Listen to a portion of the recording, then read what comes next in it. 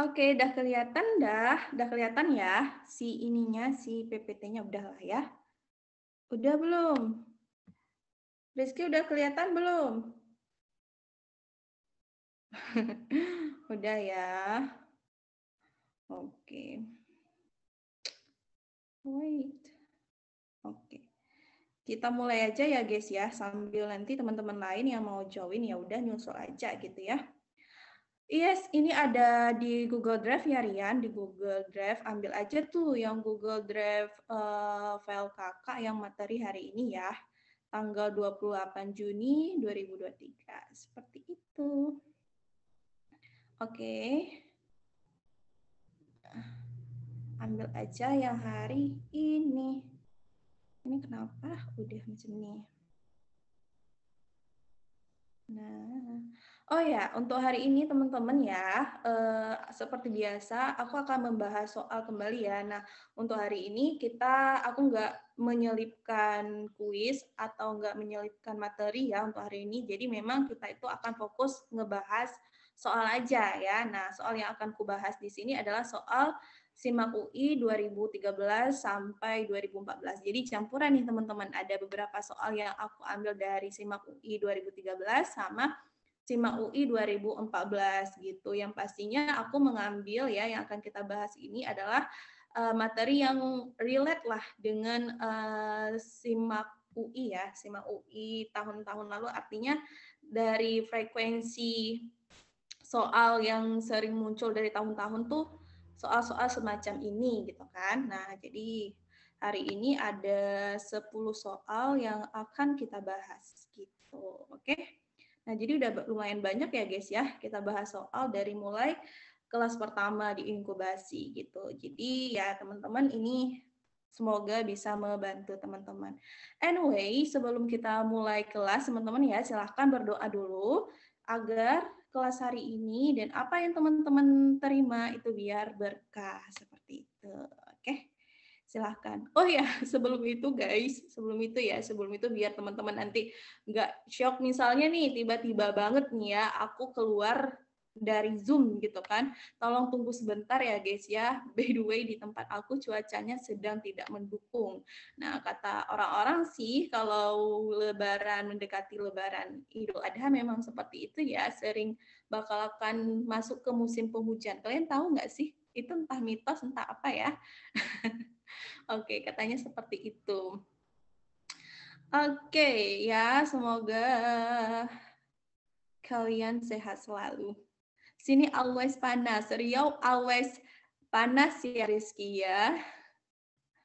Tak apa, cerah ya, cerah selalu, alhamdulillah.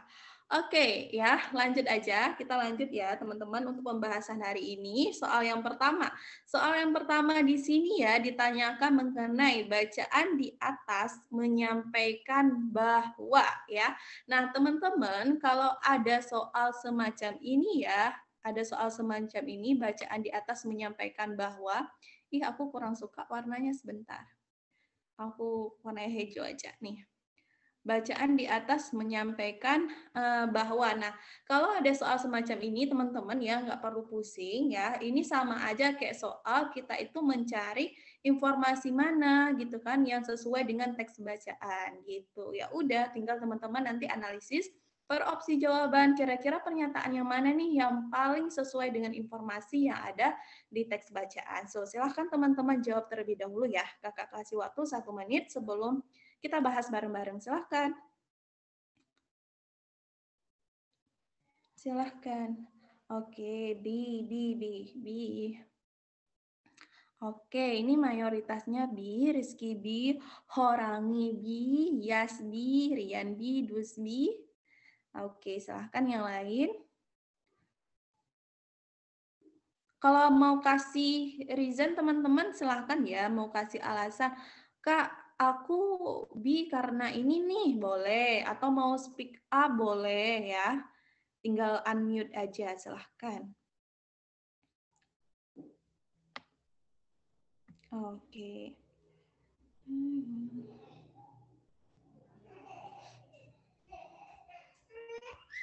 Oke, aku nanti 06 Kak. Oke, Rizky kayaknya udah ini ya, udah jawab duluan tuh. Aduh, semangat banget ya. Sebelum kelas udah ngisi duluan ya Rizky. Oke, mari kita bahas ya teman-teman. Soal nomor 1. Nah, berbicara mengenai soal nomor 1 ini, konsepnya seperti yang kakak sampaikan tadi ya. Kita mencari pernyataan mana yang paling sesuai dengan informasi yang ada di teks bacaan. Kita analisis satu-satu pastinya ya. Analisis mulai dari opsi yang A dulu. Yang A, di sini dikatakan para peneliti menemukan bahwa penyebab penyakit jantung koroner bermacam-macam. Nah, kita lihat informasi mengenai jantung koroner bermacam-macam ada di mana ya. Kita bisa temukan di sini ya, teman-teman, di kalimat 6 gitu. Nah, kok kalimat 6, kalimat 5 ya. Para peneliti menemukan keterkaitan antara penyakit jantung koroner dan infeksi di rongga mulut. Nah, memang peneliti menemukan ya, menemukan keterkaitan dengan jantung koroner dan penyakit jantung, tetapi tidak disebutkan kalau penyakit jantung koroner ini bermacam-macam, nggak disebutkan di sana gitu ya, sehingga teman-teman yang A tidak tepat ya, informasinya tidak sesuai dengan informasi yang ada dalam kalimat mana, kalimat 5 pastinya ya, yang ada membahas jantung koroner atau yang ada menyinggung ke jantung koronernya gitu. Nah, lalu yang B, dalam beberapa penelitian ditemukan adanya hubungan antara kondisi buruk pada rongga mulut dengan penyakit jantung koroner.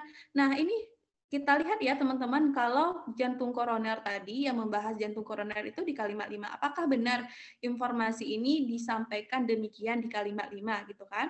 Kita baca informasi kalimat 5, para peneliti menemukan keterkaitan antara penyakit jantung koroner dan infeksi di rongga mulut. Oh iya benar, ternyata memang kalau penyakit jantung koroner itu berhubungan dengan kondisi buruk pada rongga mulut sesuai dengan informasi yang ada di kalimat 5 gitu kan. Nah, sehingga informasi yang B ini teman-teman sesuai gitu ya. Kita keep dulu yang B, oke.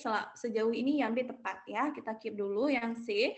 Para peneliti membuktikan bahwa mulut bisa menjadi bagian paling kotor di tubuh kita. Nah, kata-kata paling kotor ya, kita scanning lagi teman-teman ke teks bacaan yang mana yang terdapat kata-kata paling kotor gitu kan. Nah, kata-kata paling kotor itu ada di kalimat pertama ya, atau kalimat 1, mulut bisa menjadi bagian yang paling kotor di tubuh kita. Nah, benar kalau mulut itu bagian paling kotor di tubuh kita, tapi pernyataan ini teman-teman bukan diungkapkan oleh peneliti gitu kan. Jadi salah teman-teman, tidak sesuai dengan informasi atau kebenaran yang ada di kutipan tersebut. Jadi ini bukan pernyataan si peneliti loh teman-teman, ini hanya opini dari si penulis aja gitu ya kan.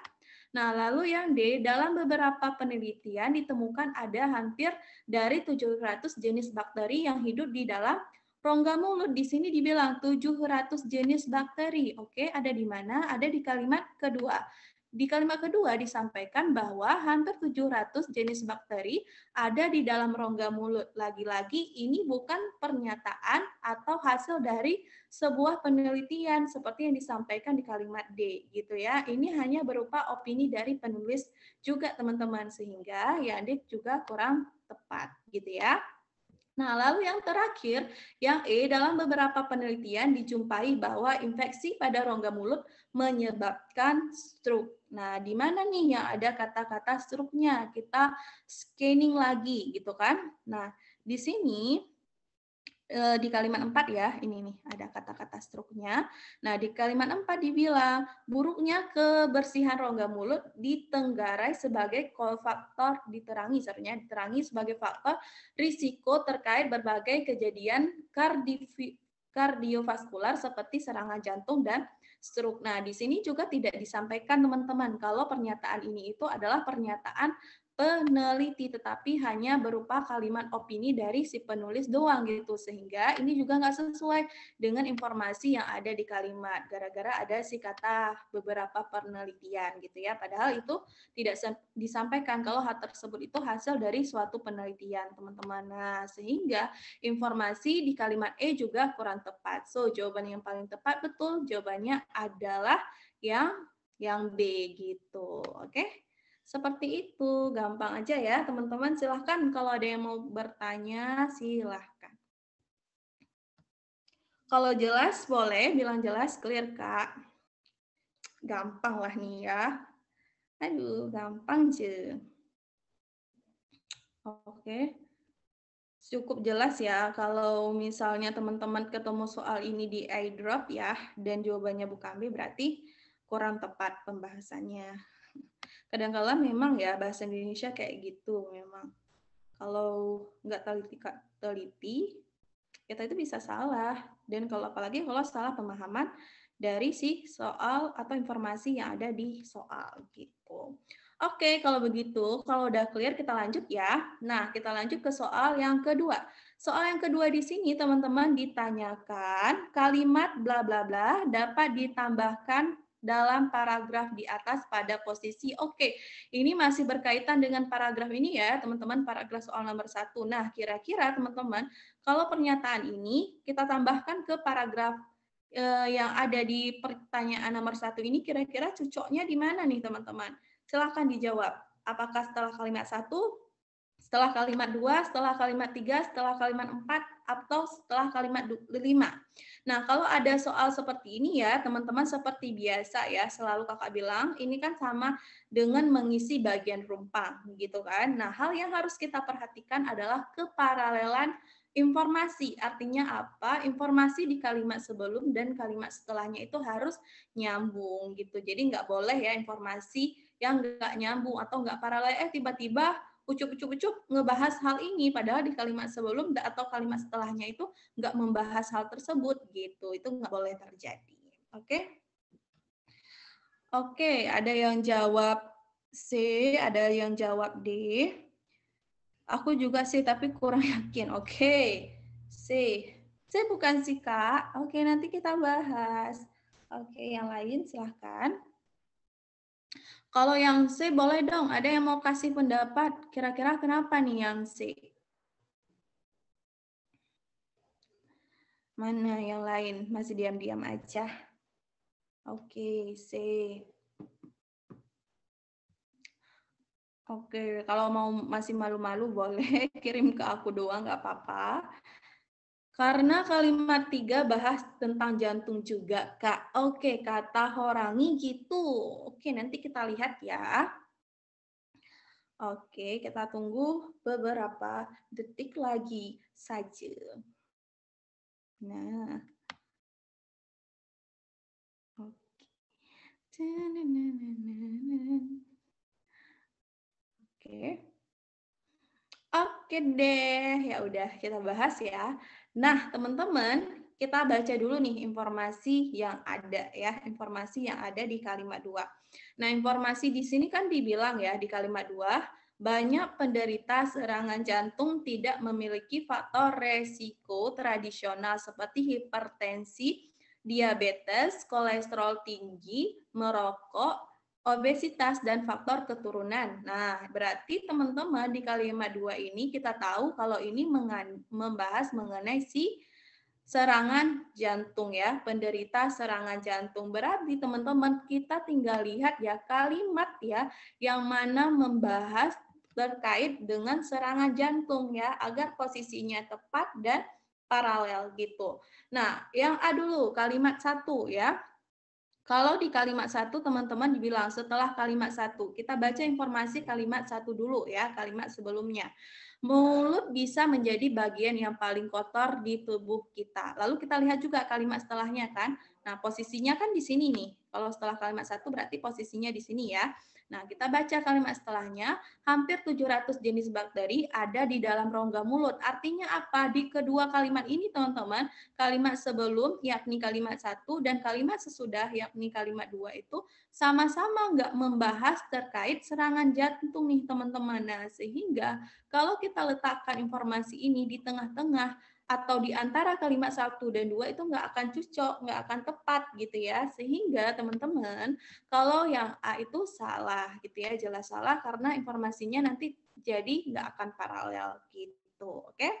Nah, lalu setelah kalimat 2 sama juga kita analisis juga ya kalimat duanya dan kalimat tiganya, artinya kalimat sebelum dan setelahnya. hampir 700 jenis bakteri ada di dalam rongga mulut. Nah, ini juga belum membahas si serangan jantung ya. Kalimat 3, ada berbagai tipe penyakit jantung dengan faktor resiko sendiri-sendiri. Iya, ini ngebahas penyakit jantung ya. Kalau kalimat setelahnya. Tapi apakah memang cocok kalau ini diletakkan di antara kalimat 2 dan 3? Mari kita coba letakkan ya teman-teman kalimat di pertanyaan ini ke kalimat setelah kalimat 2 gitu. Hampir 700 jenis bakteri ada di dalam rongga mulut. Banyak penderita serangan jantung tidak memiliki faktor resiko tradisional seperti hipertensi, diabetes, kolesterol tinggi, merokok, obesitas, dan faktor keturunan. Nah, dilanjutkan kalimat 3, ada berbagai tipe penyakit jantung dengan faktor risiko sendiri-sendiri. Nah, ini kurang tepat ya, teman-teman. Kenapa? Karena kalau kita letakkan di antara kalimat 2 dan kalimat 3, kalimat 2 belum membahas mengenai serangan jantung dan kalimat setelahnya juga baru menyebutkan faktor ini, teman-teman, faktor risikonya. Padahal di kalimat pernyataan ini udah ngejebutin apa-apa faktor risikonya gitu. Nah, ya sehingga yang kalimat 2 juga kurang tepat teman-teman kalau diletakkan setelah kalimat 2. Oke? Lalu yang selanjutnya setelah kalimat 3. Nah, kalau setelah kalimat 3 sama lagi analisisnya, informasi di kalimat 3 dan kalimat 4 harus sesuai gitu ya, harus sama-sama ngebahas mengenai serangan jantung juga. Nah, di sini kalimat 3 udah kita baca tadi ya, kalau memang dia itu membahas mengenai penyakit jantung dan udah menyinggung si faktor risiko gitu ya. Nah, kita lihat juga kalimat 4, buruknya kebersihan rongga mulut ditengarai sebagai faktor resiko. Nah, faktor resiko di sini kan juga bilang sebagai faktor resiko ya, teman-teman. Artinya apa? Kalimat 4 juga ngebahas masalah si serangan jantung ini ya. Nah, jadi dia bilang terkait berbagai kejadian kardiovaskular seperti serangan jantung dan stroke. Nah, apakah tepat kalau kita tambahkan informasinya di sini, teman-teman? Kita baca dulu. Ada beberapa tipe penyakit jantung dengan faktor risiko sendiri-sendiri. Banyak penderita serangan jantung tidak memiliki faktor risiko tradisional seperti hipertensi, diabetes, kolesterol tinggi, merokok, obesitas, dan faktor keturunan. Buruknya kebersihan rongga mulut diterangi sebagai faktor risiko terkait berbagai kejadian kardiovaskular seperti serangan jantung dan stroke. Nah, lalu di sini kan teman-teman kalau kita perhatikan ya sebenarnya nyambung-nyambung aja karena sama-sama ngebahas mengenai serangan jantung teman-teman. Kalau yang di atasnya dia itu ngebahas mengenai ini ya banyak penderita serangan jantung tidak memiliki faktor risiko, lalu dia itu di kalimat 4 ngejinggung kalau faktor rongga mulut ini menjadi faktor resiko dari serangan jantung dan stroke juga gitu ya. Ini terkesan nyambung juga sih teman-teman, tapi kita keep dulu ya. Kita keep dulu, kita lihat yang D. Nah, setelah kalimat 4, berarti di antara kalimat 4 dan kalimat 5. Kita baca informasi kalimat 4 dulu. Buruknya kebersihan rongga mulut diterangi sebagai faktor resiko terkait berbagai kejadian kardiovaskular seperti serangan jantung dan stroke. Banyak penderita serangan jantung tidak memiliki faktor risiko tradisional seperti hipertensi, diabetes, kolesterol tinggi, merokok, obesitas, dan faktor keturunan. Para peneliti menemukan keterkaitan antara penyakit jantung koroner dan infeksi di rongga mulut. Nah, kira-kira teman-teman, kalau letaknya setelah kalimat 4 itu nyambung apa enggak? Seperti yang kakak baca tadi, nyambung atau enggak? Nyambung enggak? Nah, enggak. Yes, kurang nyambung ya. Kenapa? Karena kalimat 4 itu udah paralel bentuknya dengan si kalimat 5 karena kalimat 5 itu memang ya dia itu ingin menekankan kalau penyakit jantung itu akibat dari rongga mulut. Nah, kalimat 5 bahas rongga mulut, kalimat 4 juga ngebahas si rongga mulut nih teman-teman, sama-sama menyinggung rongga mulut gitu. Nah, kalau ucuk-ucuk tiba-tiba kita bahas dari faktor resiko tradisional, nah ini kurang nyambung teman-teman, nanti nggak berkaitan lagi dengan kalimat 5 gitu. Nah, sehingga yang D kurang tepat ya. Nah, jadi untuk kalimat setelah kalimat 5, kalau sebagai kalimat penutup nih teman-teman setelah kita bahas ini, hasil penelitian ya hasil para penelitian menemukan ini, kita tambahkan ini juga kurang tepat nih teman-teman. Karena kenapa?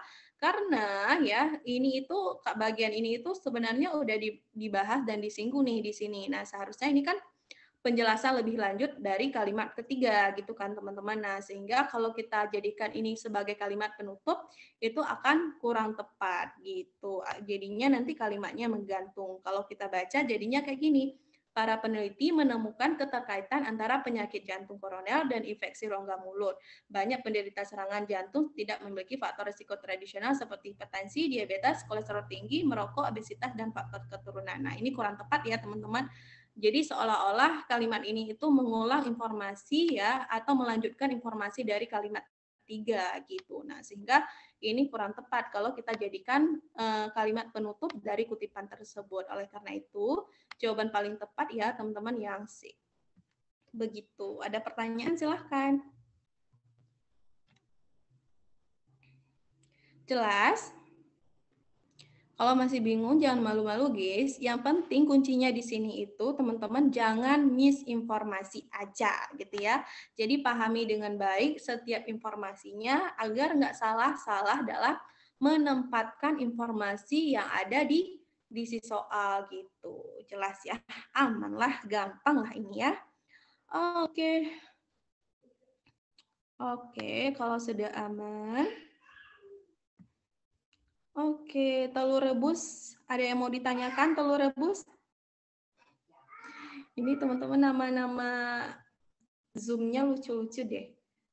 Oke, kalau udah aman, kita lanjut ya ke soal number 3. Nah, soal number 3 di sini adalah ditanyakan inti kalimat. Oke, ini langsung aja ya. Silahkan tentukan. Ini teman-teman nggak boleh salah lagi kalau berbicara mengenai inti kalimat. Karena kenapa? Karena kita udah keseringan banget ya ngebahas soal inti kalimat. Silahkan gitu ya. Nah, silahkan jawab dulu. Jangan lupakan subjek plus predikat ya teman-teman. Nah, subjek plus predikat nggak boleh dilupakan gitu. Ini akan menjadi fondasi atau memastikan jawaban teman-teman itu benar gitu ya. Nah, karena ini kuncinya, mereka inilah kuncinya gitu. Jadi kalau inti kalimat teman-teman benar-benar plug ketik plug mengambil subjek sama predikatnya gitu ya. Kalau udah ketemu subjek predikatnya, teman-teman nggak perlu ragu lagi sama si jawaban teman-teman itu dijamin sudah pasti benar gitu. Oke, kecuali teman-teman memang ada kesalahan dalam menentukan subjek predikatnya gitu. Oke. Oke, di sini mayoritasnya jawabannya yang E gitu. Ada yang mau kasih alasan? Boleh, silakan. Ada? Tak ada? Tak ada yang mau speak up? Boleh. Tak ada ke? Kalau tak ada tak apa ya, yang penting teman-teman paham ya, dan silahkan disimak penjelasan kakak, apakah pemahaman teman sama kayak pemahaman kakak. Nah, langkah pertama ya teman-teman, kalau menentukan si pola kalimat ya, atau di soal ini ketika kita mencari subjek dan predikat, langkah pertama adalah teman-teman harus pahami si ininya dulu, si kalimatnya dulu ya, jangan terburu-buru langsung menentukan subjek predikatnya gitu, nanti akan salah teman-teman karena ini kalau berbicara dengan pola kalimat itu agak tricky memang ya, jadi harus pahami dulu dengan baik kalimat tersebut baru mulai tentukan, jangan langsung ngeklaim asal-asal ngeklaim gitu ya. Yang kalimat ketiga, teman-teman, kalimat di soal ketiga ini dibilang di kawasan Trowulan ditemukan ratusan ribu peninggalan arkeologis berupa artefak, ekofag, dan fitur yang diperkirakan berasal dari abad ke-12 hingga abad ke-15. Nah, di sini udah jelas banget kalau ini bagian pelengkap yang teman-teman ada kata-kata berupa artefak, ekofag. Ini kan bentukan atau penjelasan lebih lanjut ya. Penjelasan lebih lanjut dari si arkeologis ini gitu kan. Nah, sehingga bagian ini bisa kita abaikan atau bisa kita coret nih teman-teman, karena kita nggak perlu bagian ini ya, bagian pelengkap itu nggak perlu, kita cukup subjek predikat aja gitu ya. Nah, teman-teman di sini ya, di sini bisa kita lihat di kawasan Trowulan ditemukan. Nah, di sini kan predikatnya nih teman-teman ya. Di sini predikatnya, yaitu ditemukan. Nah, cuman yang menjadi permasalahannya adalah ya, di sini itu diawali oleh preposisi, gitu kan? Ini predikatnya, ini si preposisi. Nah, sebagaimana kita ketahui teman-teman, kalau si preposisi itu apalagi di awal kalimat kan menunjukkan keterangan. Nah, namun case-nya memang dari kalimat ini itu kurang efektif, teman-teman, gitu ya. Padahal nggak perlu pakai di, padahal cukup kawasan trawulan ditemukan. Nah, bisa gitu kan. Kalau ini kan di awal kalimat akan menimbulkan ambiguitas dari segi struktur kalimat ya kan, menunjukkan keterangan. Nah, tetapi ya kita balik lagi ke kondisi soalnya. Jadi soalnya memang apa adanya seperti ini gitu ya. Berarti ya udah ini akan menjadi si subjeknya teman-teman gitu kan, akan menjadi si subjeknya gitu. Oke, jadi subjeknya sih di kawasan trawulan gitu kan. Nah, di kawasan trawulan kita ikuti aja si alur ininya, si alur kalimatnya. Oke? Oke, aku warnain warna pinky deh. Nah, ini akan berperan sebagai subjeknya. Nah, ditemukan ratusan ribu peninggalan arkeologis. Nah, ditemukan kan predikat pasif ya, teman-teman. Ratusan ribu peninggalan arkeologis ini akan berperan sebagai pelengkap kita gitu kan. Nah, pelengkapnya itu dia si ratusan ribu peninggalan arkeologis gitu. Oke. Nah, jadi kita analisis aja berdasarkan si informasi yang ada di ini di soalnya. Di sini kan di kawasan trawulan ditemukan. Berarti di kawasan trawulan ditemukan, tinggal kita analisis yang mana yang ada di kawasan trawulan ditemukan. Oke, yang ada hanya di jawaban yang E gitu. Ya udah, berarti jawabannya yang E nih teman-teman gitu ya. Nah, benar nih jawaban teman-teman. Nah, lalu Kak, kenapa ini bisa pakai pelengkap juga gitu ya, bisa pakai ratusan ribu peninggalan arkeologis? Emang boleh di dalam inti kalimat? Boleh aja teman-teman ya, kalau pelengkap itu sama objek boleh digunakan kalau dia itu memang diperlukan. Nah, kalau di kalimat ini kan kalau kita katakan intinya subjek predikat aja itu di kawasan trawulan ditemukan. Nah, informasinya kan akan nggak jelas gitu kan. Nah, maka boleh ditambahkan pelengkap untuk membuat kalimat tersebut lebih jelas. Jadi intinya di kawasan trawulan ditemukan ratusan ribu peninggalan arkeologis gitu. Jadi jawabannya adalah yang E. Nah, kalau yang A, Kak mau jelasin juga yang A, ratusan ribu peninggalan arkeologis berupa artefak, ekofak, dan fitur. Ini kurang tepat ya, karena tidak ada predikatnya teman-teman. Kalau kita lihat ini semuanya kelas kata benda semua ya, gitu. Nah, lalu kalau berupa artefak, ekofak, dan fitur ini kan merupakan pelengkapnya gitu ya. Lalu yang B, peninggalan arkeologis diperkirakan berasal dari abad ke-12 hingga abad ke-15. Nah, ini kurang tepat, dia mengambil bagian pelengkapnya ya, bagian penjelasan si pelengkap ini gitu. Lalu yang C, ratusan ribu peninggalan arkeologis, ini juga kurang tepat karena tidak ada predikatnya, semuanya kelas kata benda gitu. Yang D, artefak, ekofak, dan fitur yang diperkirakan berasal dari abad ke-12 hingga abad ke-15. Ini kurang tepat juga. Dia mengambil bagian pelengkap juga di sini dan di sini tidak ada predikatnya juga gitu. Nah, oleh karena itu jawaban paling tepat yang E. Oke. Ada pertanyaan silahkan. Oke, Kak, itu polanya KPS ya, Kak. Nah, seharusnya Kavin ya, kalau yang benarnya betul KPS ya, karena ini kan seharusnya keterangan. Ini kalimat nggak efektif teman-teman sebenarnya, seharusnya ya, kalau kita berbicara keharusannya, seharusnya gitu ya. Sekali lagi ya Kak tekankan kalau keharusannya di sini itu harus ada koma gitu ya. Nah, sini itu koma, dan di sini nanti akan jadi keterangan, gitu kan? Nah, di kawasan trawulan, nah akan jadi keterangan, seharusnya koma, lalu ini predikat dan ini akan menjadi si subjeknya, gitu. Sehingga kalimatnya nanti akan menjadi kalimat inversi ya, dan berupa berupa artefak, ekofak ini menjadi pelengkapnya, gitu. Nah, jadi polanya itu KPSPL gitu ya. Nah, cuman karena ini teman-teman memang kalimat si pembuat soalnya menyajikan kalimat yang kurang efektif, ya udah kita ikuti aja sih yang diberikan di soalnya gitu. Berhubung kita juga cari inti kalimat kan. Nah, di kalimat-kalimat yang lain juga A, B, C, dan D juga nggak ada predikatnya, predikat yang tepat. Makanya jelas salah opsi A, B, C, dan D gitu. Oke? Oke.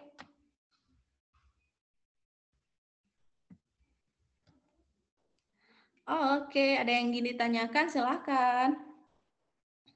Aku pakai hukum DM aja Kak, boleh. Mau pakai dijelaskan menjelaskan, boleh ya. Nah, cuman nanti kalau pakai hukum DN agak hati-hati gitu kan, karena kenapa kalau pakai hukum DN juga agak tricky, takutnya ada kesalahan, bisa jadi nanti anak kalimat ya yang seharusnya dia dijelaskan menjelma menjadi menjelaskan ataupun kebalikannya gitu kan. Nah, agak hati-hati memang, tapi yang penting teman-teman ya, hal seperti ini harus bisa teman-teman pahami, yang mana subjeknya, yang mana predikatnya, itu kuncinya gitu, oke? Nah, kalau teman-teman clear, ya aman, aman aja, nggak mungkin salah. Dan bisa kita lihat juga, yang ini juga sangat cukup jelas ya teman-teman, kalau soal yang ini, yang A nggak ada predikatnya, semuanya nomina, yang B juga kurang tepat ya teman-teman mengambil bagian pelengkapnya ya, karena pelengkap kan nggak ikut disertakan gitu kan. Apalagi ini jelas kalau dia ini penjelasan dari hal sebelumnya, jadi bisa diabaikan. Lalu yang C juga nggak ada predikatnya dan yang D juga nggak ada predikatnya gitu. Jadi udah jelas banget jawabannya yang E. Dan kita juga perhatikan kalau yang E itu memang benar yang menjadi kalimatnya gitu. Oke ya, aman. Oke, Z aman, yang lain aman? Aman. Kevin clear ya? Nomor 1 C jawabannya. Mana sih Kevin? Clear ya Kevin? Oke, sama-sama. Kalau sudah aman, kita lanjut ke soal nomor 4. Gitu. Nah, soal nomor 4 ini soal yang paling kakak suka. Dan kakak, kalau kalian udah merasa enjoy dengan soal ini, pasti kalian akan berdoa keluar banyak soal sejenis ini gitu ya. Nah, soal ini teman-teman di soal nomor 4 ditanya kata sambung bercetak miring dalam kalimat berikut tidak dipakai secara tepat kecuali. Oke.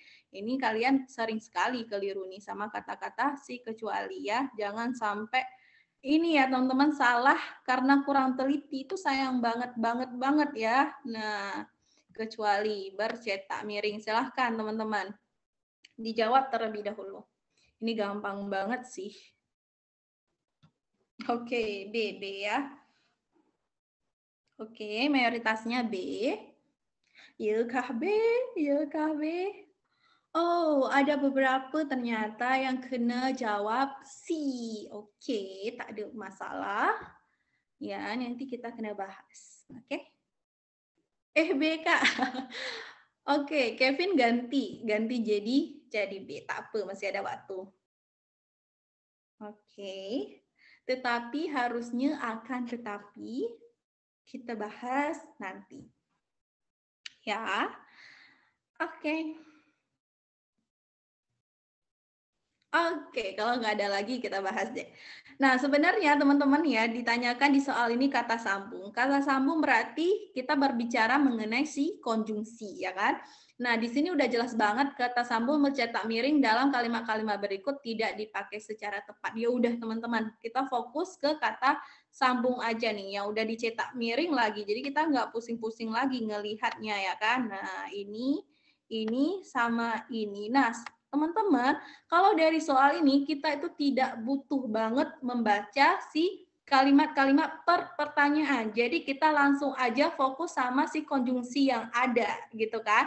Nah, di konjungsi yang ada, teman-teman, di konjungsi yang ada di soal-soal atau di opsi-opsi jawaban yang tersedia sangat terlihat jelas benar salahnya ya.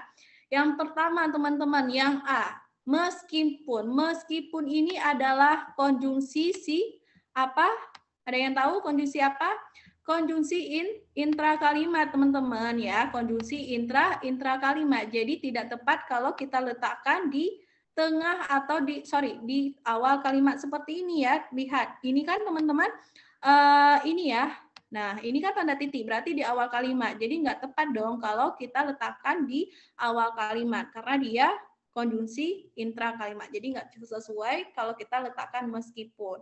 Nah, yang menjadi antar kalimat itu meskipun demikian gitu. Kalau meskipun toh itu intra kalimat gitu ya. Kita lanjut, namun. Kalau namun ini kan jelas banget ya teman-teman, kalau dia itu adalah konjungsi antar kalimat dan letaknya juga sudah tepat di awal kalimat. Jadi jawabannya yang B gitu. Nah, lalu yang C teman-teman, tetapi itu sama kayak opsi yang A, dia itu intra kalimat nih teman-teman ya. Dia itu intra kalimat. Jadi kurang tepat ya teman-teman kalau dia itu di awal kalimat. Nah, seharusnya dia itu teman-teman bukan tetapi kalau mau diletakkan di awal kalimat bisa diganti namun sebagai penyangkalan atau akan tetapi itu boleh gitu ya. Kalau tetapi to itu intra kalimat. Oke? Sehingga tidak sesuai. Nah, lalu sedangkan juga sama teman-teman, dia itu adalah intra kalimat juga. Jadi nggak sesuai kalau di awal kalimat seperti ini. Nah, sama juga dengan yang E, sementara juga bagian dari intra kalimat teman-teman ya, bagian dari intra kalimat sehingga tidak sesuai kalau dia berada di awal kalimat nih teman-teman. Seharusnya kalau mau pakai sementara di awal kalimat harus ditambahkan dengan itu. Sementara itu, nah itu baru dimaksud sebagai konjungsi antar kalimat gitu. Oke, ya udah sesimpel itu teman-teman sehingga jawabannya yang tepat adalah yang mana? Yang B gitu ya. Nah, udah tanpa perlu kita baca kalimatnya kita udah ketemu teman-teman. Nggak sedetik pun langsung ketemu nih kalau lihat langsung fokus ke konjungsinya ya. Nah, kuncinya apa teman-teman? Berarti di sini teman-teman harus tahu ya yang mana konjungsi intra kalimat dan yang mana konjungsi antar kalimat. Begitu, kuncinya itu. Oke, ada yang mau ditanyakan? Silahkan. Kak, tetapi sama akan tetapi itu penggunaannya beda. Nah, sebenarnya gini ya. Gini, jangan salah persepsi. Tetapi itu adalah konjungsi intra kalimat. Nah, namanya juga konjungsi antar kalimat ya. Kadangkala kan bisa ada kita melihat penggunaannya itu di awal kalimat. Nah, tetapi peranannya itu bukan sebagai konjungsi nanti jatuhnya. Tetapi peranannya akan sebagai keterangan. Namun perlu di highlight ya, biar teman-teman nggak bingung lagi. Kalau ada tetapi maupun akan tetapi, itu nggak ini ya teman-teman, nggak tepat kalau diletakkan di ini teman-teman di awal si kalimat gitu. Oke? Nah, karena kalau akan tetapi jatuhnya teman-teman nanti bisa jadi tergantung konteks kalimat, bisa jadi nanti dia itu memang peranannya akan tetapi di dalam si kalimat gitu. Oke? Kak, intra kalimat itu apa? Intra kalimat itu di tengah-tengah kalimat gitu ya. Dia itu ada di tengah-tengah kalimat. Seperti itu. Jadi menghubungkan antar frasa dan klausa gitu. Oke, Yas. Yang D seharusnya apa? Bisa diganti dengan namun. Oke? Bisa kalau konjungsi penyangkalan, tetapi, sedangkan, kan konjungsi penyangkalan ya teman-teman, bisa diganti dengan namun. Gitu. Kalau mau letakkan konjungsi di awal kalimat yang menunjukkan hubungan penyangkalan. Oke ya. Oke, clear, aman? Aman. Kalau aman kita lanjut ke soal selanjutnya. Soal yang kelima. Ya. Soal yang kelima, kalimat tersebut menjadi efektif jika diperbaiki menjadi. Nah, teman-teman silahkan ya analisis dulu kira-kira kalimat ini itu apa sih yang membuat dia nggak efektif dan perbaikannya akan seperti apa. Jadi teman-teman analisis aja ya. Analisis dulu ya, baca dulu nih si kalimatnya agar tidak bingung nih teman-teman, baca dulu si kalimatnya apa yang membuat dia tidak efektif ya. Nah, lalu teman-teman nanti tinggal lihat ke nggak efektifan tersebut itu yang mana yang terdapat perbaikannya di dalam opsi jawaban gitu. Jadi itu dia jawabannya. Jadi nggak usah bingung-bingung harus pusing-pusing membaca atau memahami si opsi jawaban gitu. Silahkan. Ya, untuk soal ini kali ini teman-teman ke pernyataan atau kalimatnya dulu yang dianalisis, nanti baru tinggal ke opsi jawaban ya. Kalau biasanya kita opsi jawaban dulu, ini ke pernyataannya dulu. Oke. Oke, S, B, F, C. Oke, Malase, Mark B, DC. Kalian tetap kakak baca juga kok walaupun kirim ini, kirim PC. Oke, Rian C, Yase. Oke, Miau, Miau D. Aduh, sangat beragam ya. Oke. Mark malah F. Mark ganti F, Mark insya Allah C. Oke. Umu, oke, Yusuf C. Zafir C. Oke. Kak aku B ya Kak. Oke, Fau B. Oke. Fau takut dia dituduh jawab yang lain ya. Jadi dia menyampaikan kembali kalau aku B ya Kak. Oke, Kansa C. Kakak tunggu beberapa detik lagi.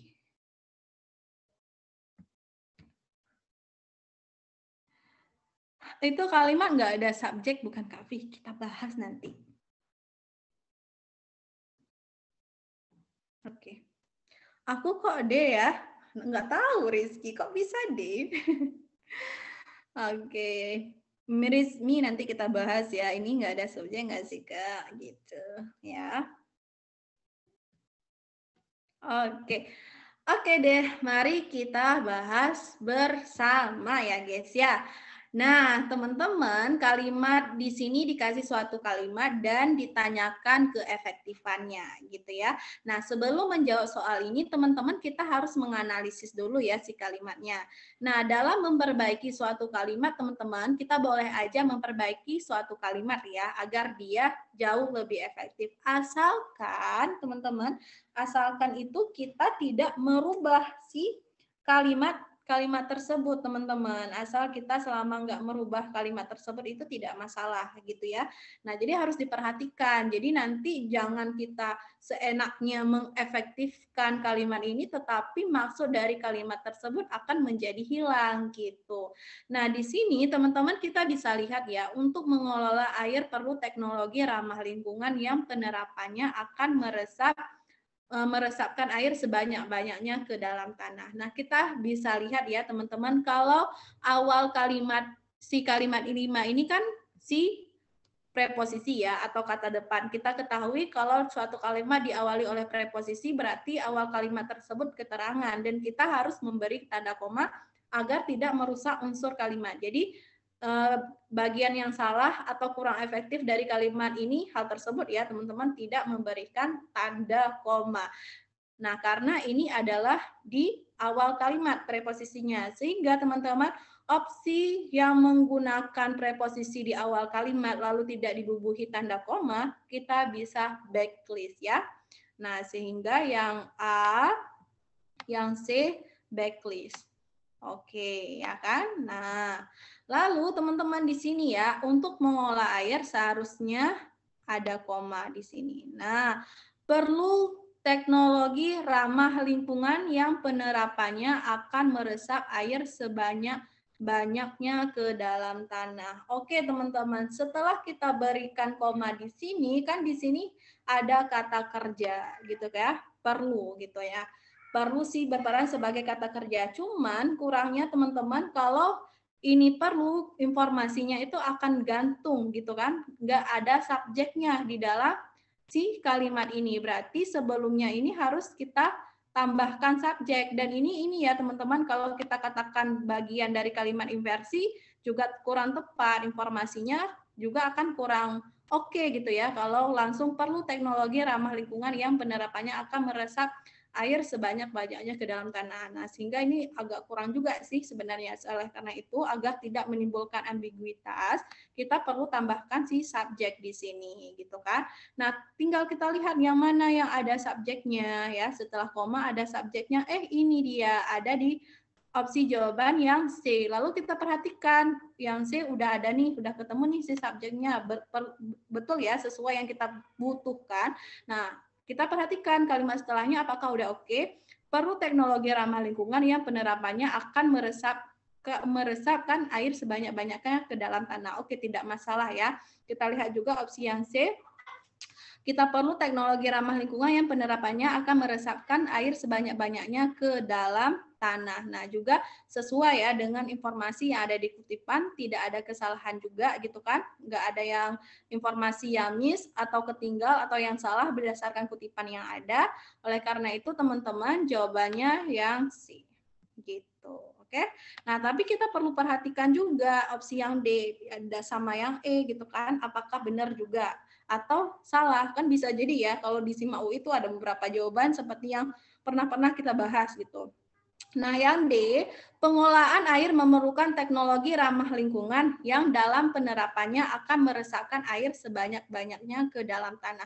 Di sini dibilang pengelolaan air memerlukan ya teknologi ramah lingkungan yang dalam penerapannya akan meresap air sebanyak-banyaknya ke dalam tanah. Nah, teman-teman, informasi di kalimat D ini teman-teman sebenarnya informasinya sesuai.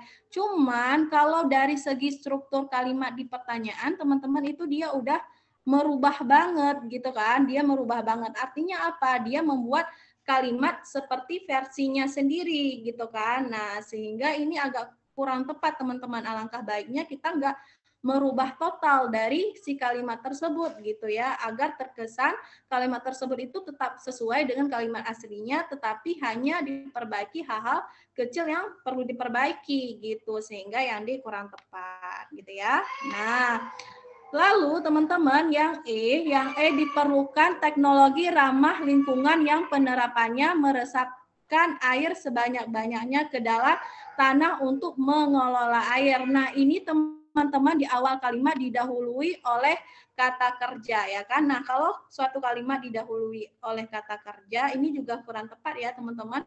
Karena kenapa? Seolah-olah di awal kalimat tersebut menjadi bagian dari keterangan gitu. Nah, sehingga ini kurang tepat dari segi perbaikannya gitu ya. Nah, sehingga yang E juga tidak tepat gitu teman-teman. Nah, oleh karena itu jawaban yang tepat adalah jawaban teman-teman yang tadi, yang C. Begitu. Oke, ini diawali oleh kata kerja di awal kalimat. Kurang tepat ya. Oke, silahkan. Yang mau ditanyakan, boleh.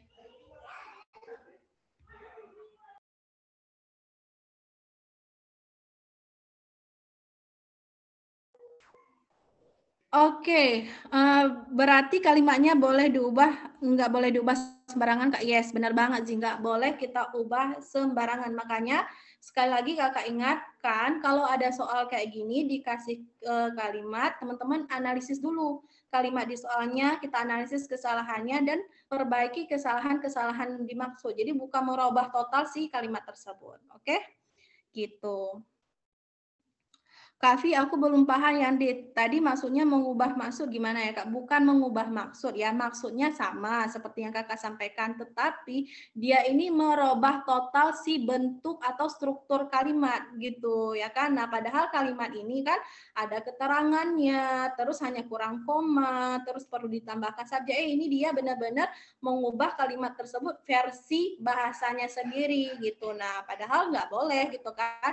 Jadi kita harus mengikuti juga struktur yang awalnya si kalimat tersebut. Makanya kakak menganalisis, kakak suruh teman-teman analisis kesalahan kalimat di soalnya dulu, baru nanti lihat jawaban yang paling tepat gitu. Makanya nih A, B, C itu strukturnya sama persis kayak yang ada di ini, di kalimat. Nah, tetapi kurangnya memang kalau yang A sama B kurang tanda koma setelah keterangan di awal kalimat begitu. Oke? Berarti predikat nggak boleh awal kalimat kan Kak? Yes, nggak boleh di awal kalimat ya, kecuali dalam kondisi memang kalimat tersebut kalimat inversi gitu ya. Oke, kalau ini kan memang bukan inversi ya, karena dia ini peranannya memang seperti keterangan gitu ya di awal kalimat. Diperlukan teknologi ramah lingkungan yang penerapannya meresapkan air sebanyak-banyaknya ke dalam tanah untuk mengolah air. Kan jadinya keterangan semuanya tuh, nggak ada subjek predikat yang berdiri seolah-olahnya gitu. Oke, Kak Vi berarti prioritasin jawaban yang struktur kalimatnya sama kayak soal ya Kak. Yes, benar banget. Kalau ada soal kayak gini ya. Seperti itu.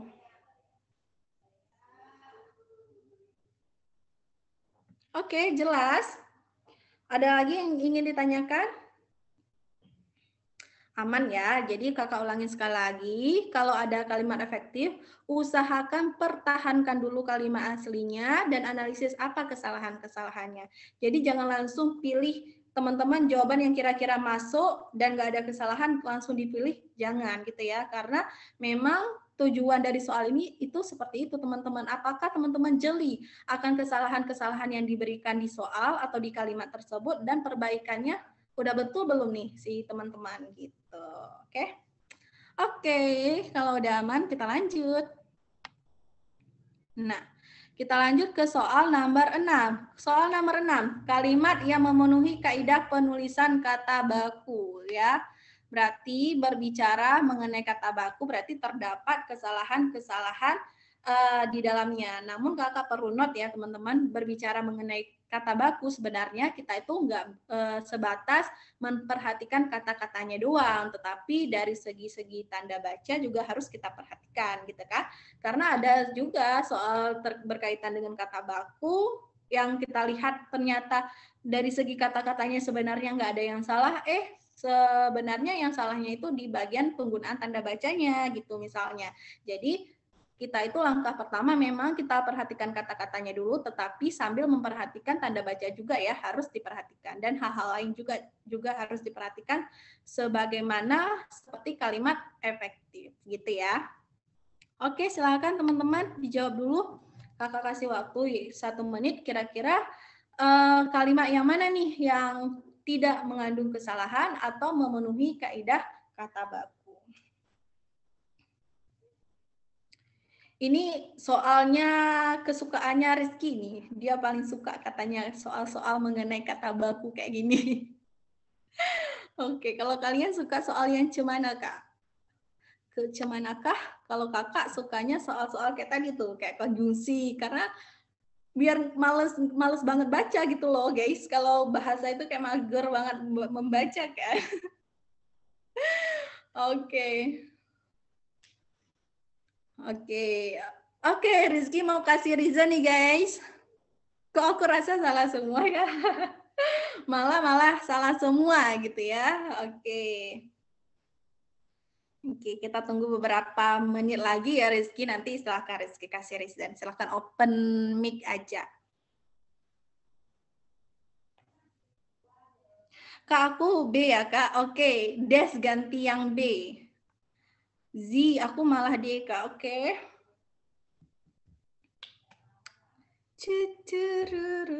Oke, silakan Rizky. Udah 1 menit ya, silakan. Rizky mau kasih reason, silakan. Teman-teman yang lain kalau mau kasih reason juga silakan ya, jangan malu-malu. B, Bismillah Kak Yusuf. Oke. Ya, Kak. Oke, mari kita dengarkan penjelasan dari Rizky ya, teman-teman. Silakan. Kalimat yang memenuhi kaidah penulisan kata baku adalah kita analisis dari opsi A. Orang yang berbahagia adalah orang yang paham untuk apa hidup di dunia ini. Yang salah itu pada kata paham, Kak. Seharusnya pakai P, paham. Terus tuh kalau struktur kalimatnya, walaupun di sini ada adalah itu kan predikat copula, orang itu kan nomina, itu tetap aja sebagai pelengkap. Berarti udah pas. Berarti yang salah tuh yang paham aja. Rizky jawabnya yang tunggu dulu. Pada hakikatnya itu kesalahannya tuh pada seharusnya hakikatnya Kak. Oke. Terus yang C Rizky jawabnya tidak dapat dimungkiri itu betul karena itu bentuk pasif dari memungkiri. Oke. Pas itu yang D aborsi memiliki resiko seharusnya risiko yang bakunya Kak. Oke. Yang E, jika melihat perilakunya, kelihatannya dia menganggapmu lebih dari sekedar teman. Yang salah tuh sekedar. Seharusnya sekadar. Oke. Ada lagi? Udah Kak, itu aja. Oke, teman-teman, ini udah lengkap banget sih, gila. Udah lengkap banget nih ya Rizky jelasin ya. Betul banget nih ya, padahal nggak perlu Kakak jelasin, udah betul, sudah Kakak approve ya. Nah, bener banget ya, di sini itu yang A salahnya difaham, seharusnya paham gitu ya, jadi bukan F ya. Nah, bukan you break my heart to break my half ya. Jadi bukan faham, tapi pakai P, oke? Terus yang B, hakikat. Nah, seharusnya hakikat ya, gitu. Sehingga salah. Lalu yang D, resiko. Seharusnya ini ya teman-teman, risiko. Oke, jangan sampai salah-salah, risiko. Jadi bukan re ya, tapi ri. Lalu ada kata sekedar, seharusnya sekadar ya, karena pada kata dasarnya adalah kadar, bukan kedar gitu ya. Nah, jadi sekadar. Oleh karena itu teman-teman jawabannya betul banget, yaitu yang C ya. Dimungkiri ini jangan salah-salah ya teman-teman, udah tepat. Teman-teman yang selama ini menggunakan kata pungkiri itu salah. Yang benarnya adalah mungkiri ya. Nah, gitu. Jadi ini bentuk pasif dari kata memungkiri. Betul seperti yang Rizky bilang, teman-teman. So, jawabannya jelas sekali ya. C. Gitu. Oke. Ya, benar dimungkiri ya. Seperti yang Kak bilang tadi, dimungkiri itu bentuk aktif dari memungkiri. Seharusnya dipungkiri yang salah. Enggak bakunya dipungkiri. Jadi selama ini teman-teman menggunakan pungkiri ya untuk memaknai mungkiri itu salah. Oke? Tidak efektifnya. Hati-hati nih teman-teman yang membuat esai ya, yang banyak konsul esai ya. Minggu-minggu ini banyak banget yang konsul esai ke Kakak. Itu hati-hati yang nulis pungkiri ya, itu salah, yang benarnya mungkiri. Oke? Oke, begitu.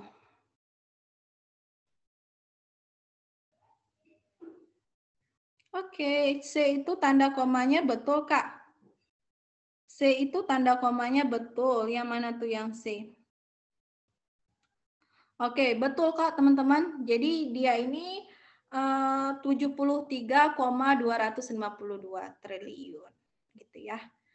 Nah, sebenarnya kan ini ya teman-teman, apa namanya si soal lama juga sih 2013 gitu kan. Nah, seharusnya kan kalau EID kelima sebenarnya memang pakai titik. Jadi ya ini bisa kita abaikan aja sih sebenarnya karena soal lama. Tapi kalau soal kedepannya teman-teman harus perhatikan juga sih kalau penulisan-penulisan kayak gini gitu ya. Nah, tapi kita seperti yang awal Kakak bilang, kita fokus ke katanya dulu ya untuk kata baku. Nah, ini kan memang kalau yang A hingga A, B, D, E kan jelas banget kesalahannya itu terdapat di kata-katanya. Oke, nah kalau dari segi kata-katanya yang paling benar itu adalah yang C, gitu ya. Oke.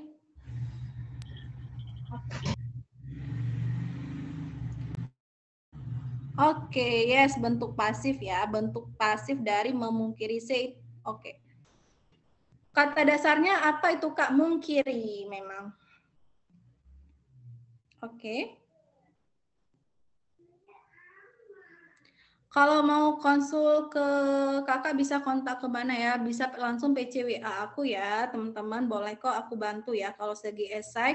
Tapi aku ini ya teman-teman menganalisis dari segi ejaan. Tapi kalau misalnya kayak esai teman-teman yang memang kurang oke nih dari idenya, aku juga usahakan sampein sih. Tapi aku lebih memang sejauh ini teman-teman yang konsul ke aku lebih fokus ke terkait penulisan ejaannya sih, kayak diksi-diksi yang teman-teman pakai kurang tepat, penulisan yang kurang tepat, kurang baku gitu ya, kurang formal, itu yang aku lebih fokus ke sana gitu, oke? Oh, Kak, chat aku belum dibalas. Oh iya, kalau belum Kakak balas tolong ini ya, sekarang banget kamu ini ya, reply ulang ya. Soalnya suka tenggelam, guys. Soalnya seriusan, selama inkubasi ini aku tuh sehari bisa sampai 30-an chat gitu. Dan teman-teman yang ngechat kan sering banget, bukan hanya satu pertanyaan gitu kan, sampai berapa pertanyaan gitu. Silakan di reply ya. Sekali lagi Kakak bilang kalau ada pertanyaan 1 kali 24 jam belum Kakak balas itu silakan di reply lagi gitu ya, agar chat teman-teman itu nggak tenggelam gitu. Oke, WA kakak yang mana? Oke. Oke, kakak udah ini ya, udah ketemu ya chatnya Jainuddin. Oke, WA aku. Kamu tidak join ke grup mana-mana kah, Tania? Gitu ya.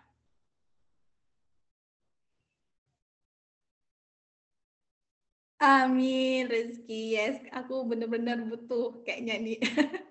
Admin. Oke, kita lanjut ya teman-teman. Kalau clear ya, nomor 6 cukup clear lah. Karena dari segi kata-katanya udah oke ya. Maksudnya dari kesalahannya itu jelas dari segi kata-katanya gitu ya. Sangat terlihat jelas. Oke, kita lanjut ke soal nomor 7. Soal nomor 7 ditanyakan penulisan gabungan kata yang tidak tepat terdapat dalam kalimat. Nah, gabungan kata yang mana nih yang tidak tepat? Silakan teman-teman analisis.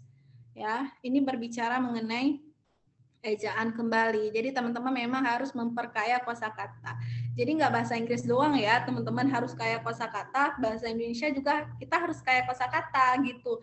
Terutama berkaitan dengan kosakata dari segi penulisannya gitu ya. Yang benar penulisannya gimana gitu. Kalau kosakata kan kita sebagai bahasa Indonesia sebagai bahasa ibu pasti banyak tahu kosakata ya. Namun yang sering kita salah adalah sering kita nggak ketahui adalah penulisan yang tepat itu yang mana sih atau yang seperti apa sih gitu kan. Nah, jadi teman-teman hal tersebut juga harus perhatikan gitu.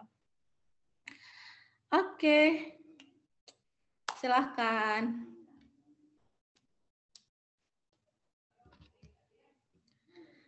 Oke, silahkan dijawab. Nah, bingung kan? Bingung kan? Oke.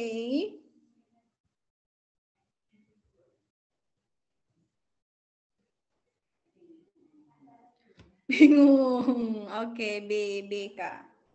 Oke. C bukan Kak. Oke. B, B. B, B, B, B, B, B, B, B, B, B, B. A enggak sih, Kak? Oke. A juga ada. Kok aku A ya, Kak? Boleh dong kasih reason A itu salahnya di mana sih gitu, ya kan? Kalau yang B juga salahnya di mana gitu. Kan di sini ditanyakan tidak tepat ya, berarti ada kesalahan dong yang pastinya di opsi jawaban tersebut. Oke, kata malah pun untuk konjungsi harus digabung ya, Kak. Gitu. Deh, Kak, sekalipun katanya, kata Z gitu, sekalipun disambung. Nggak dipakai spasi, sekalipun harusnya digabung, Kak, menurutku. Oke, katakan segitu. B, B, B, B. Pun disambung. Oke, mari kita bahas ya, teman-teman. Nah, di sini teman-teman sangat plot twist sebenarnya ya. Kenapa? Karena aku di sini jawabannya ada dua, ya. Jawabannya ada dua yang benarnya ya. Di sini kata yang tidak tepat. Jadi buat teman-teman yang jawab A, B itu keduanya tepat gitu ya. Nah, tidak ada kesalahan gitu. Karena kenapa? Karena keduanya itu mengandung kesalahan teman-teman. Di mana? Di sini kesalahannya sekalipun seharusnya disambung, nggak diberikan spasi. Sama sungguh pun juga disambung, nggak diberi spasi. Nah, teman-teman, untuk partikel pun penulisannya seharusnya memang dipisah ya, teman-teman, kecuali dalam 12 kata. Nah, dan kata-kata tersebut itu merupakan kata-kata yang penulisan si punnya yang digabung gitu. Adapun. Aku ganti warna merah. Nah, adapun, terus andapun, nah, terus ataupun, bagaimanapun, terus biarpun, kalaupun, ada lagi yang mau kasih tahu aku, kalaupun, kendati pun, nah, maupun, meskipun, sekalipun belum ya? Belum. Sekalipun, sungguh pun, dan walaupun. Udah 12 ya. Nah, jadi ini 12 kata. 12 kata dengan pun tidak dipisah. Oke, jadi ini perlu di-note oleh teman-teman. Oke. Nah, jadi teman-teman 1, 2, 3, 4, 5, 6, 7, 8, 9, 10, 11, 12. Oke. Nah, jadi ini teman-teman ya, kata-kata kalau diberikan partikel pun itu tidak dipisah. Nah, di luar ini itu penulisannya dipisah. Oke? Nah, jadi ini perlu di-note oleh teman-teman. Oleh karena itu, karena si opsi yang ini ya teman-teman, opsi yang mana itu yang opsi yang A sama B sekalipun sungguh pun, nah ini kan ini gitu kan, sekalipun sungguh pun ya kan seharusnya digabung gitu kan. Nah, ini dipisah, makanya ada 2 jawaban gitu ya. Keduanya mengandung kesalahan teman-teman. Kalau opsi yang C, akhirul kalam sudah tepat penulisannya ya. Kami mengucapkan terima kasih dipisah kepada semua pihak yang telah membantu, tidak ada kesalahan. Kami menyampaikan ikut belasungkawa atas wafatnya Bapak Hasan Basri, juga tidak ada masalah. Ada kalanya pengemudi taksi tersebut membawa pulang uang komisi yang cukup untuk naik angkutan umum, juga tidak masalah ya dari penulisan kata-katanya. So, jawabannya ada 2 teman-teman nih. Ada yang A sama yang B gitu. Oke. Nah, jadi itu catatan 12 kata dengan putih dipisah harus teman-teman note ya. Oke. Kak mau tanya Kak, Oke, apa tuh? kalau penggunaan partikelnya itu selalunya dipisah atau ada juga apa Kak, digabung? Kayak yang E itu. Gimana Partikelnya tuh? ada kalanya. Oh, kalau ini kalau nyanya itu dia memang digabung gitu ya. Nah, ada kalanya karena ada afiks di akhir, jadi penulisannya digabung gitu. Oke, ini kita berbicara terkait partikel pun. Kalau kayak 2 kata kayak gini, nah itu memang kita harus tahu nih kalau ini memang penulisan digabung. Makanya kakak tekankan teman-teman itu memang harus tahu nih penulisan yang tepat itu seperti apa gitu. Kalau partikel, khususnya partikel pun cuman 12 ini ya, sisanya itu dipisah. Kayak ada tadi yang kasih contoh siapa tadi di atas. Oke, mana ya tadi? Nah, hilang deh. Nah, pokoknya di luar kata itu kita tulisnya dipisah. Gitu ya. Jelas Rizky? Jelas Kak, makasih Kak. Oke. Seperti itu. Nah, ataupun ini disambung ya. Nah, jikapun itu dipisah. Kalau ataupun disambung. Oke? Begitu ya, S. Kak, kalau yang pun dipisah gimana? Kalau yang dipisah itu ya kecuali yang ini teman-teman. Contohnya ini nih, kayak dikasih contoh mirzmi, saya pun, kamu pun, mereka pun. Nah, gitu ya. Itu penulisannya akan dipisah teman-teman gitu. Nah, contoh lain siapapun misalnya itu dipisah. Nah, tapi kalau untuk 12 ini ya, ini penulisannya digabung. Di luar dari ini dipisah.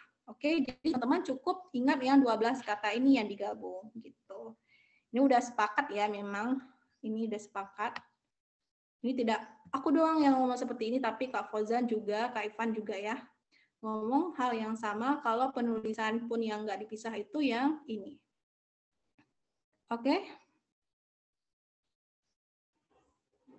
Yes, betul. Kak Vi berada dimanapun. Penulisannya di spasi mana, spasi pun. Good job, Rizky. Betul. Oke ya.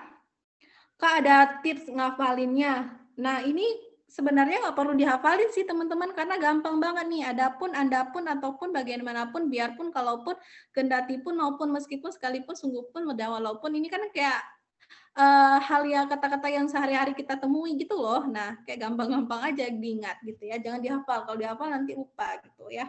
Diingat aja. Oke?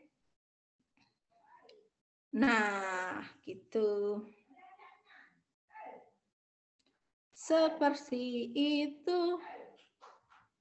Jelas, aman? Ada lagi yang ingin ditanyakan?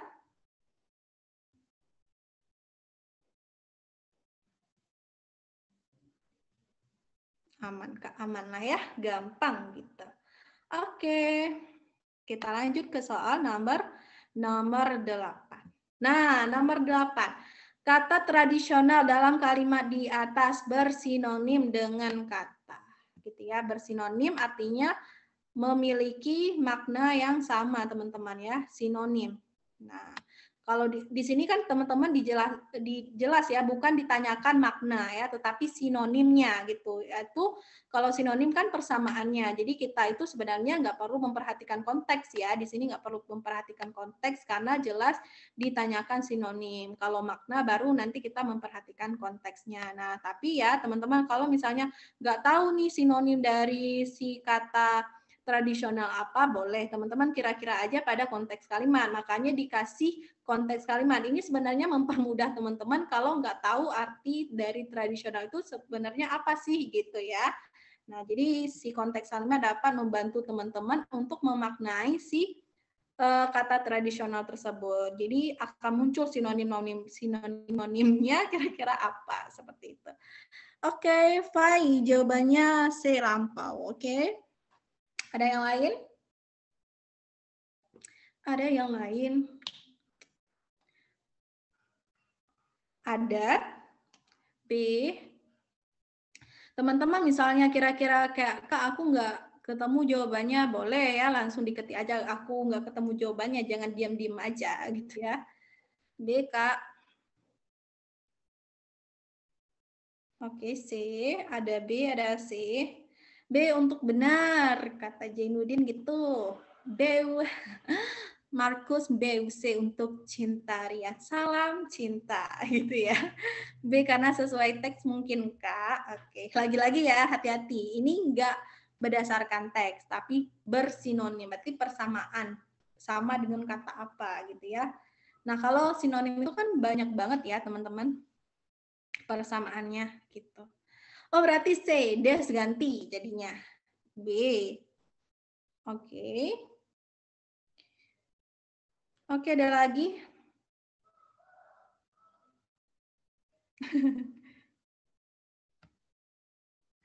Oh, kalau gitu berarti Kak. Oke. Oke, kita bahas ya teman-teman. Kalau gitu sih berarti Kak pelin-pelan. Nggak apa-apa. Selama belajar, selama live class nggak apa-apa teman-teman pelin-pelan. Jangan nanti pas ujian ya pelin-pelannya itu yang nggak boleh. Kayak yang nomor 7 Kak, itu jadinya B ya Kak. Yang nomor 7 jawabannya ada 2 ya. Kaza nomor 7 ada jawabannya ada 2, A sama B. Berarti kesalahan soal nih memang ya. Oke, nah kita bahas yang 8. Kata tradisional dalam kalimat di atas bersinonim dengan kata. Nah, kata tradisional di sini teman-teman bersinonim. Berarti memiliki kesamaan makna dengan kata apa? Nah, kalau kesamaan makna kan luas banget ya teman-teman gitu. Nah, sehingga teman-teman ya bagi teman-teman yang nggak tahu misalnya kata nggak tahu nih tradisional itu maknanya apa sih, apa aja yang bersinonim dengan tradisional, makanya ya penulis itu menyuguhi atau memberikan si kalimat kepada teman-teman agar mempermudah teman-teman yang nggak tahu apa-apa aja nih sinonim dari kata tradisional gitu. Nah, kita bisa baca informasi yang 8 dulu ya. Sebagai perbandingan dengan biaya penggalian rata-rata mencapai sekitar Rp 10 juta, metode eksplorasi tradisional sangatlah mahal. Nah, bisa kita ketahui ya teman-teman, kalau tradisional itu bermakna itu biasa ya, atau hal yang biasa dilakukan gitu ya, wujud dari kegiatan yang sering dilakukan dalam kehidupan sehari-hari. Nah, dari penjelasan tadi kakak sudah menyinggung ya kalau tradisional itu bermakna atau bersinonim dengan sehari-hari, terus biasa gitu kan. Nah, selain itu teman-teman, kalau kita berbicara mengenai tradisional berarti memiliki makna adat gitu kan, adat. Kan tradisional lebih ke tradisi, awal dasar katanya aja tradisi gitu kan, berarti adat gitu. Nah, sehingga sinonimnya juga berkaitan dengan adat gitu ya. Nah, lalu teman-teman kalau berbicara mengenai konteks tradisional ya, seperti konteks yang kalimat ini, kita itu pasti memikirkan atau berpikir kata-kata lampau gitu ya, hal yang udah dulu atau hal yang udah kuno biasanya gitu kan, hal-hal dulu gitu ya masih dilakukan gitu. Nah, sehingga yang C juga bermakna bersinonim dengan kata tradisional, si kata lampau. Gitu ya, teman-teman. Nah, teman-teman, kalau si lama itu bukan makna atau sinonim dari kata tradisional gitu ya. Kalau lama itu hal yang sudah ini ya, teman-teman, sudah lama gitu ya, sudah lama. Nah, lama sama lampau itu berbeda.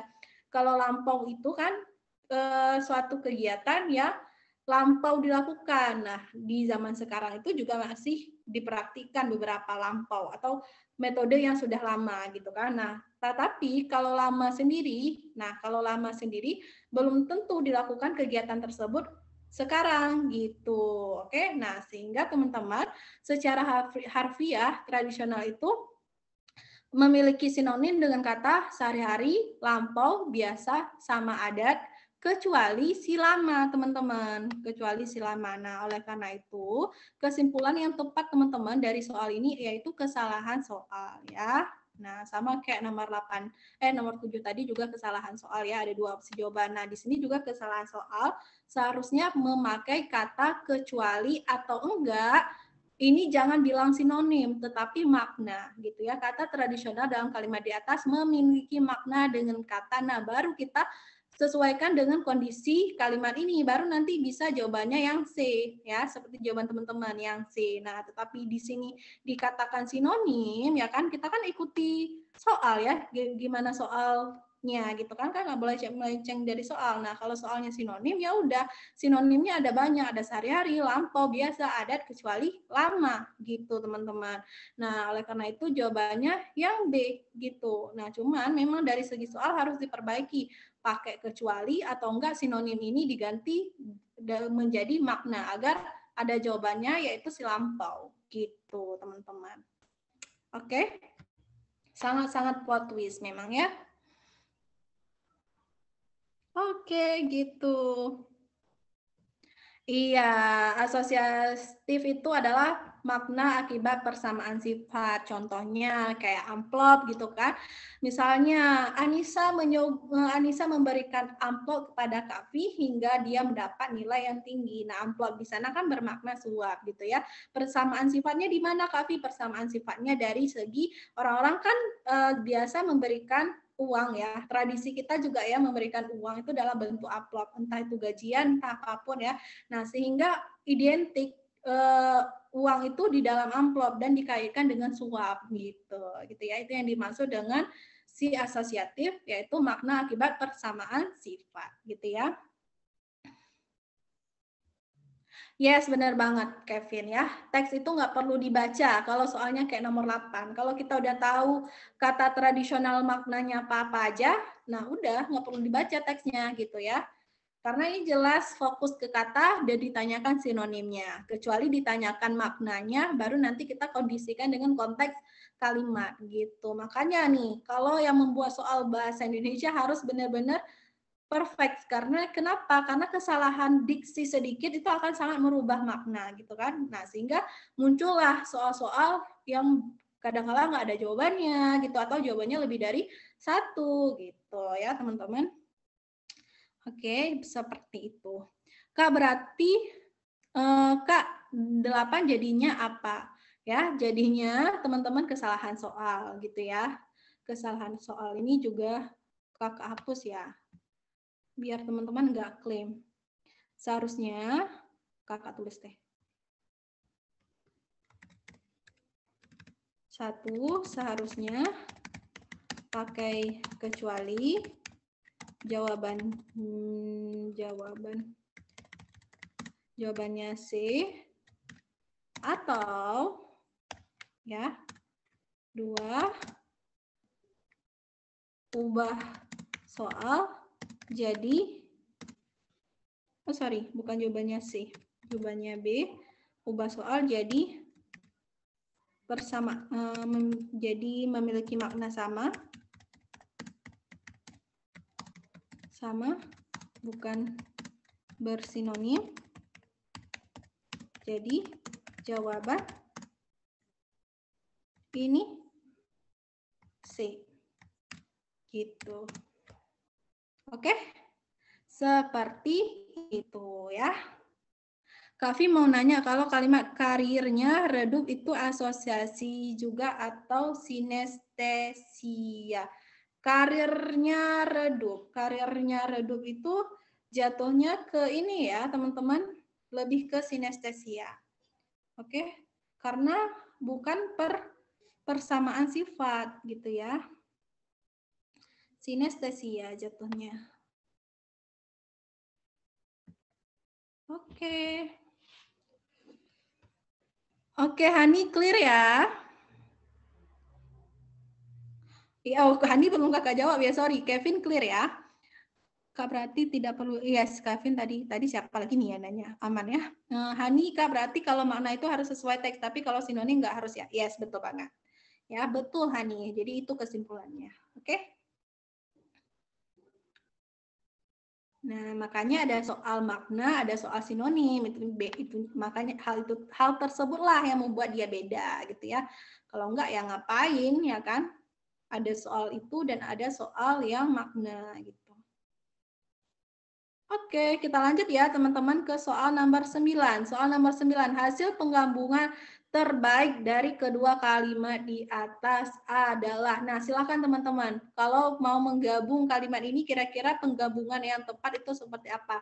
Ingat ya teman-teman, kayak konteks yang tadi, kalau mau menggabungkan teman-teman, tidak boleh sangat-sangat melenceng dari ini ya teman-teman, dari kalimat yang ada gitu. Artinya jangan teman-teman ubah total gitu ya. Nah, kalau kayak menambahkan si konjungsi itu boleh, tidak apa-apa gitu ya, memberikan tanda koma misalnya itu nggak masalah gitu, asalkan jangan teman-teman ubah total pakai bahasa sendiri lalu jadi hilang maknanya, itu yang tidak boleh terjadi gitu. Oke, silakan dijawab dulu.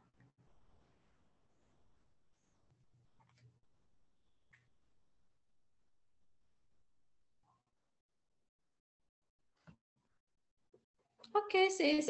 Kayaknya ini kompak banget C ya. Teman-teman kalau ada jawaban yang berbeda jangan salah sendiri ya. Jangan ini ya, jangan takut salah sendiri atau jangan takut benar sendiri. Oke. Oke, ada lagi yang lain?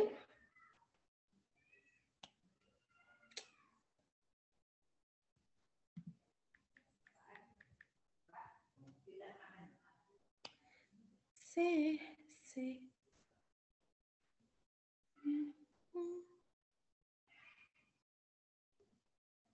Oke, teman-teman, mari kita bahas ya. Nah, di sini kan teman-teman ada dua kata. Nah, kira-kira penggabungannya tuh gimana ya? Sorry, dua kalimat, bukan dua kata. Nah, kita baca dulu informasi kalimat 1 sama kalimat 2 gitu ya. Beberapa penelitian mutakhir menemukan peranan bau dalam navigasi. Bau berperan sebagai salah satu mekanisme penting untuk memberitahu keberadaan dan memimpin kemana arah pulang, gitu ya kan? Nah, teman-teman di sini bisa kita lihat ya, kalau kalimat 1 sama kalimat 2 kan memang saling berhubungan ya, berkelanjutan gitu ya. Namun informasi yang disampaikan teman-teman di kalimat 1, kalimat 2 itu berbeda gitu ya kan. Nah, untuk menggabungkan dua kalimat ini teman-teman ya, kalau kita lihat dari informasi kalimat 1 dan informasi kalimat 2 itu sama-sama penting ya, nggak bisa kita hilangkan ya, karena memang dua informasi yang sama, kecuali yang ini teman-teman, si bau berperan gitu ya. Karena kenapa? Karena si kalimat sebelumnya itu udah ada menyinggung peranan bau. Kalau digabungkan sehingga tidak mengulang kata-kata yang sama gitu ya. Tinggal kita perhatikan deh kalimat mana nih yang kira-kira ini ya penggabungan dua kata ini yang tepat gitu. Yang A, beberapa penelitian mutakhir menemukan peranan bau untuk memberitahu keberadaan dan memimpin kemana arah pulang. Nah, informasi ini kurang tepat teman-teman, karena kenapa?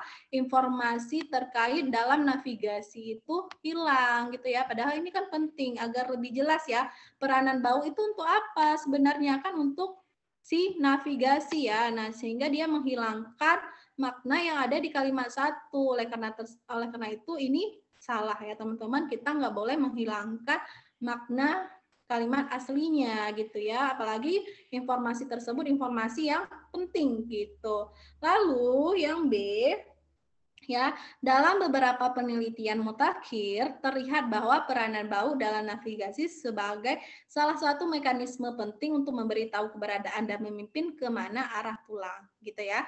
Nah, informasi ini juga kurang tepat teman-teman. Dia itu merubah secara keseluruhan si kalimat tersebut, walaupun kalimat ini kan sebenarnya ini ya teman-teman, informasinya sesuai seperti kalimat 2 dan kalimat 1. Nah, tetapi ini dari segi strukturnya itu udah diubah banget gitu ya, padahal itu tidak diperlukan teman-teman gitu ya. Nah, sehingga yang B kurang tepat gitu ya. Lalu yang C, beberapa peneliti mutakhir menemukan peranan bau dalam navigasi sebagai salah satu mekanisme penting untuk memberitahu keberadaan dan memimpin kemana arah pulang. Nah, ini tepat ya teman-teman. Kenapa? Karena memang ya seperti yang kita analisis di awal, kalau informasi 1 sama informasi 2 itu berkaitan satu sama lain dan mereka itu nggak bisa kita hilangkan karena informasinya sama-sama berbeda dan sama-sama penting. Cuman di informasi kalimat 2 karena ini udah berbeda kalimat ya, jadi kan dia mengulang hal yang ada di kalimat 1 yaitu bau berperan atau peranan bau. Nah, kalau mau dijadikan satu ini dihapus aja agar nggak terjadi pengulangan informasi gitu. Nah, hal tersebut dilakukan di kalimat yang C. Makanya jawabannya yang C, benar ya, gitu. Nah, kalau kita analisis juga yang D, menurut beberapa penelitian mutakhir, peranan bau merupakan salah satu mekanisme penting dalam navigasi untuk memberitahu keberadaan dan memimpin kemana arah pulang. Nah, ini sama seperti opsi yang B, dia merubah struktur si kalimat tersebut. Padahal nggak diperlukan untuk dirubah total, teman-teman, karena pada dasarnya ya di sini nggak ada kesalahan dari segi strukturnya kan, gitu teman-teman, nggak ada masalah. Padahal cuma perlu dihapus si bau berperan aja agar tidak double informasi doang gitu. Nah, lalu yang E, teman-teman, dalam beberapa penelitian mutakhir peranan bau, nah ini juga kurang tepat ya. Udah strukturnya diubah, teman-teman, lalu di sini didahului oleh preposisi yang seharusnya harus ada tanda koma seperti yang si B tadi gitu ya. Nah, seperti itu. Makanya jawaban yang tepat adalah yang C. Good job, teman-teman. Oke, ada pertanyaan? Silahkan.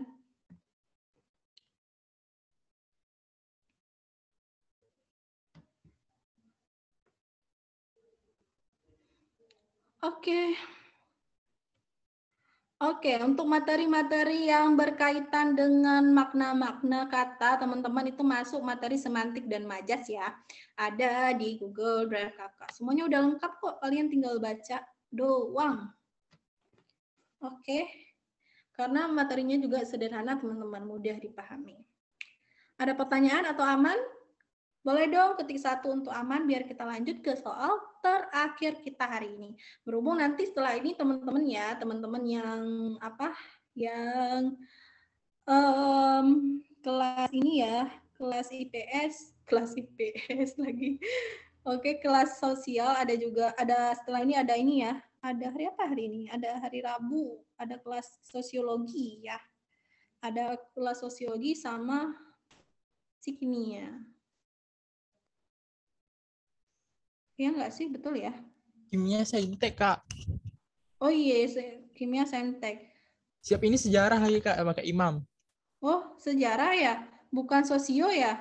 Sosiologi tadi nggak jadi Oh, di reschedule. oke gitu. Oke deh, berarti tetap ada jadwal ya teman-teman hari ini.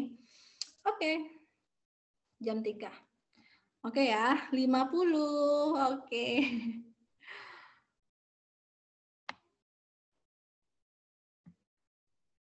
Oke, kita lanjut soal terakhir kita, teman-teman. Nah, silakan. Ada tabel-tabelan. Silakan dijawab dulu. Kalimat yang tidak menggambarkan isi tabel di atas adalah memang bahasa Indonesia itu serandom itu ya. Dia itu dari segala hal atau segala ilmu pengetahuan bisa dijadikan soal gitu ya. Makanya rada-rada kalau memang teman-teman itu ketika ujian nih kok bisa nih PBM, PBU, literasi bahasa nggak 100 kok. Nah, itu hal yang wajar sih teman-teman. Kenapa? Karena kalau bahasa Indonesia itu sekali lagi ya selalu kakak bilang kalau dia itu bukan ilmu yang pasti. Salah orang beda pandangan yang bikin soal juga bisa berbeda pandangan dengan kita gitu kan. Tapi kalau kayak hitung-hitungan itu sebenarnya jauh lebih ini ya, lebih gampang sebenarnya. Karena kenapa? Karena ilmunya udah pasti gitu ya kan. Gampang dalam artian apa? Gampang dalam artian kayak teman-teman itu meraih skor sempurna kalau memang kita udah expert di hitung-hitungan itu akan gampang gitu kan. Gampang dari mana? Tapi aku tim Rizky juga, aku susah juga sebenarnya di hitung-hitungan ya. Guys. Seperti itu. Oke, habis ini sejarah ya, yang sosum sejarah. Yang saintek kimia ya. Adakah kelas kimia sih saintek?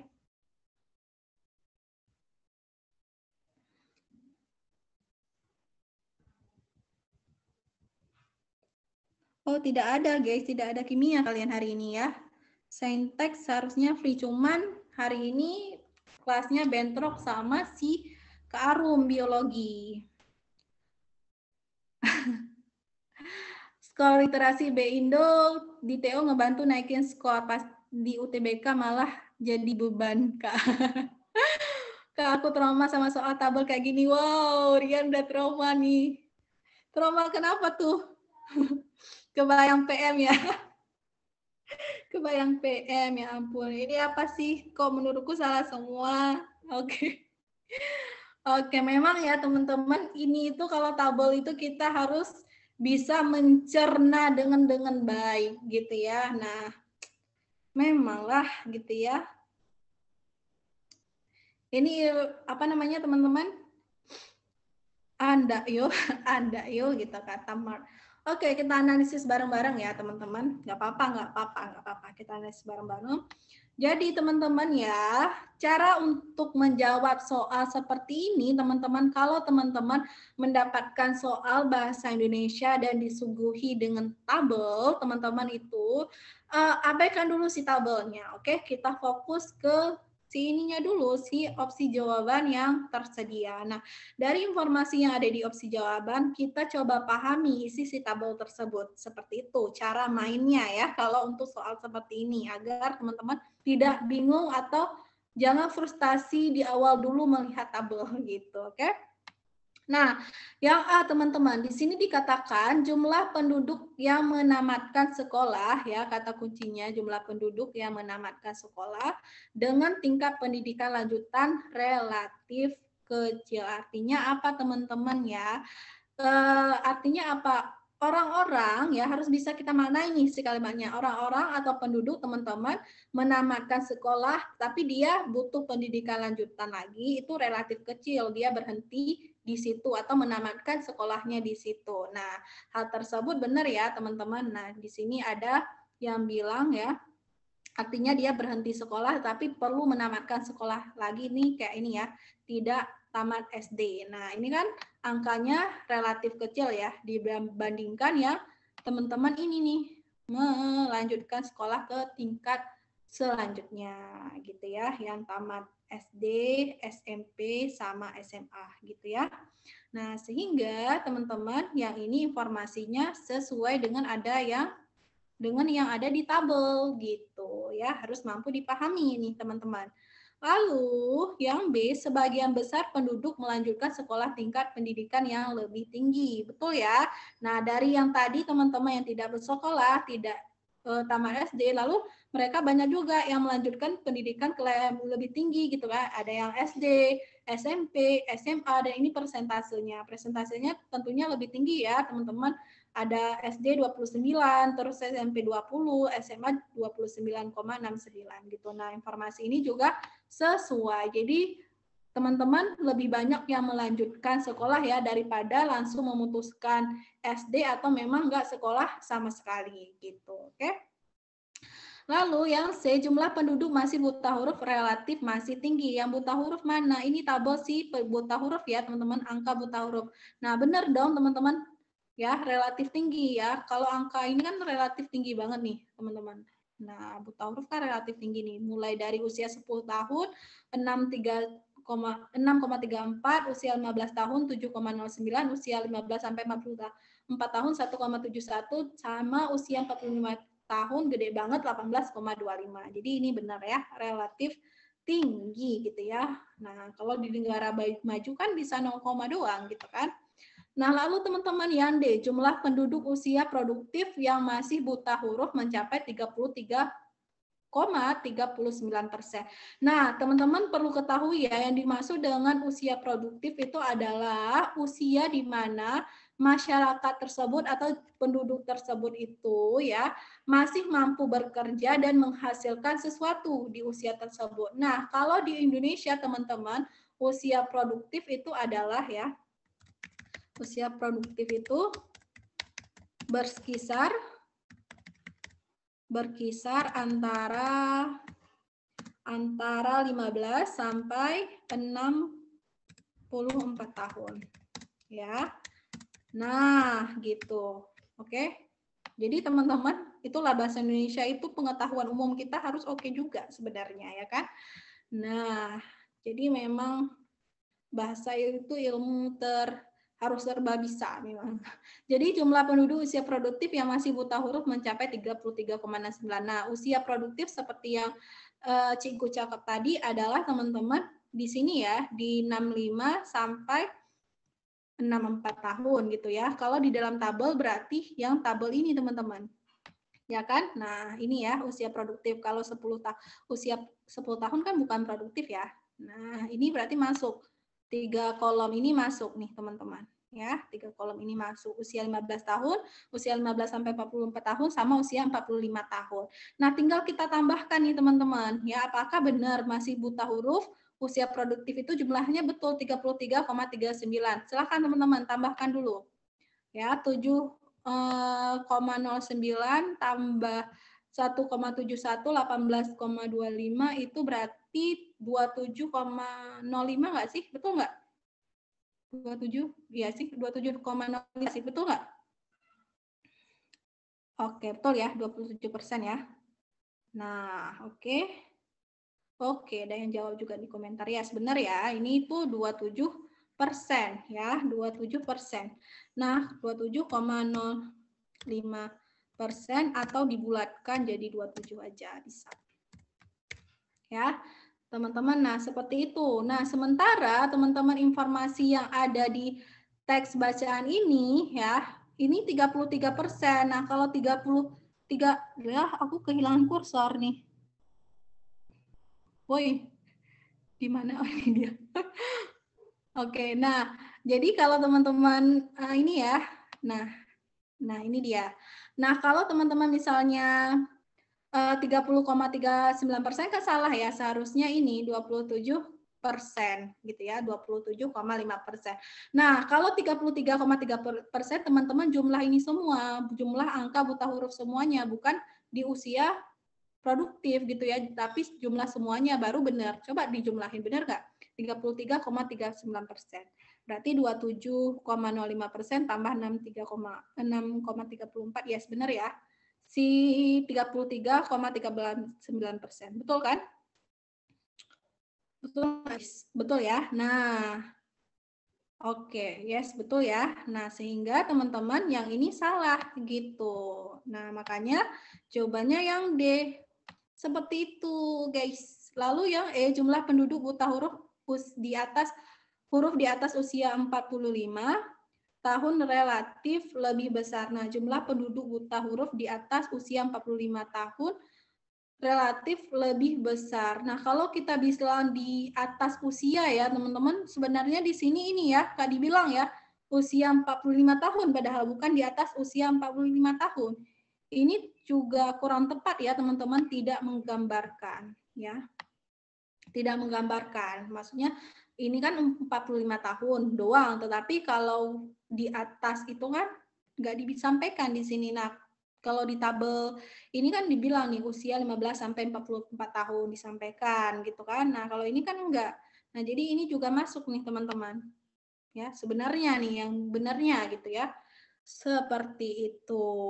Oke, misalnya kalau misalnya maksud si soal SIMAK UI menggambarkan atau cukup menggambarkan ya, artinya dari angka ini cukup menggambarkan, bisa, boleh deh, bisa dikatakan kalau buta huruf ini di atas usia 45 tahun relatif besar. Nah, bisa diprediksi juga sih. Kayaknya ini kan kita bisa lihat ya, kalau di usia 45 tahun aja udah 18,25% ya.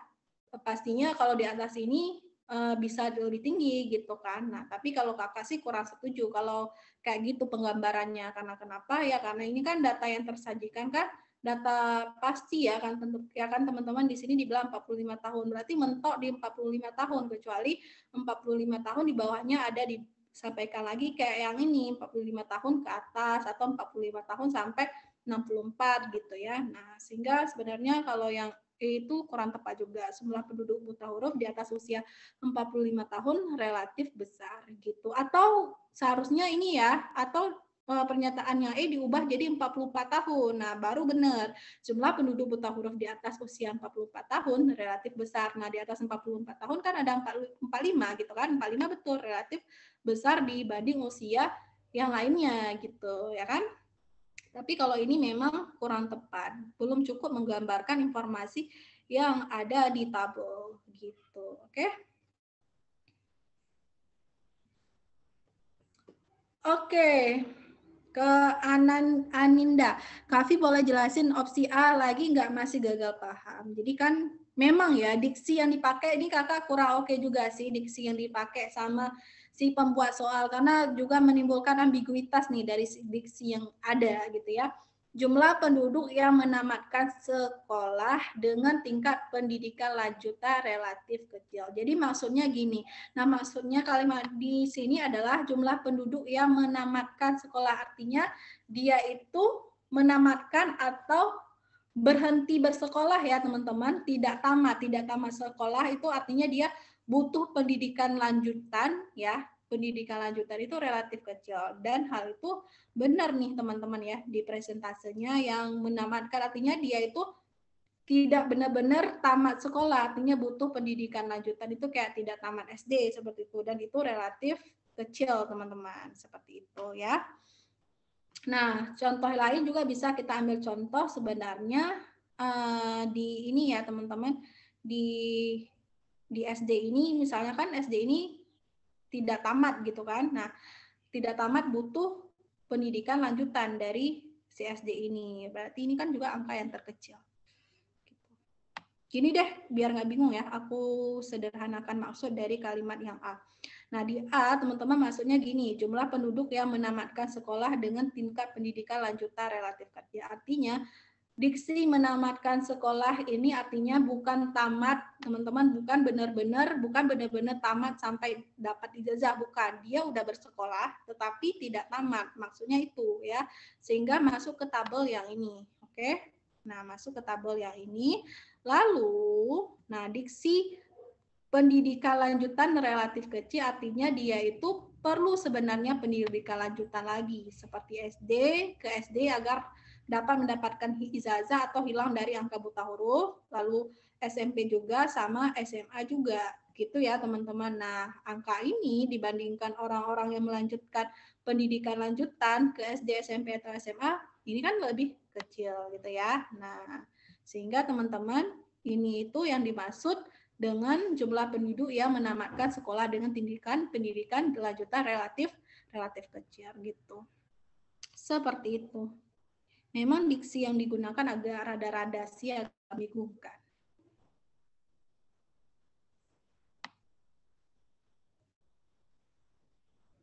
Oke.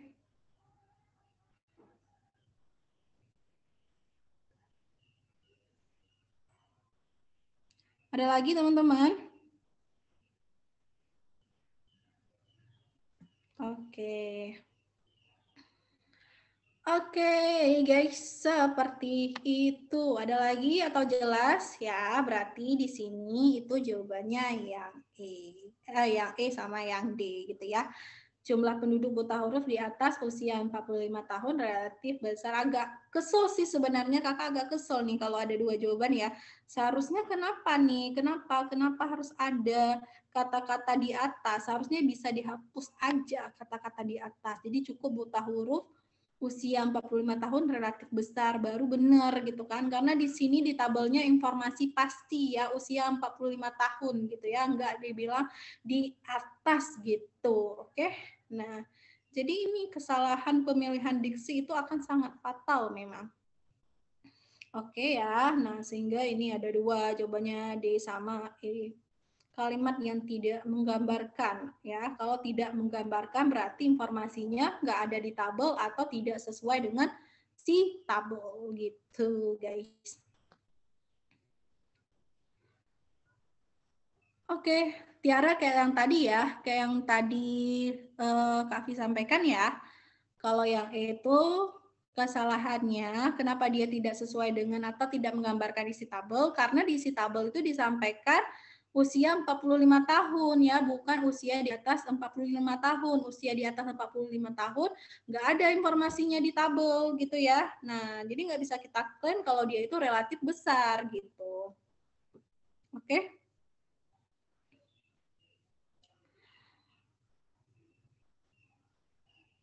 Oke ya.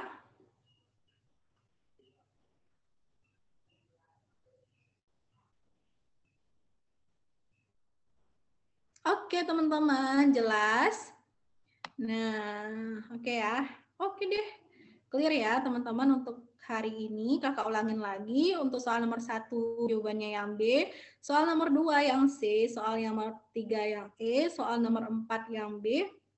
Soal nomor 5 yang C teman-teman ya. Soal nomor 6 C.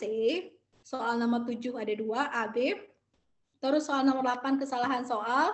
Seharusnya kalau pakai kecuali jawabannya B atau ubah jadi memiliki makna sama, bukan bersinonim, jadi jawabannya yang C gitu ya. Jadi kesalahan soal juga. Kalau yang B, nah nomor 9 jawabannya yang C dan nomor 10 jawabannya D sama E gitu ya. Ini kurang tepat juga di soalnya ya. Entah itu memang tabelnya harus diperbaiki atau opsi jawabannya. Tapi seharusnya opsi jawabannya harus diperbaiki karena kalau ini kan memang udah akurat ya. Sumber Statistika Indonesia 2011 atau enggak ditambahkan informasi lagi di bawahnya. Nih, kalau statistika pasti informasinya atau datanya detail ya sampai usia keberapa gitu ya. Detail gitu. Nah, sehingga teman-teman ya untuk nomor 10 ada 2 jawaban juga, D sama C, E gitu. Oke? Seperti itu, guys.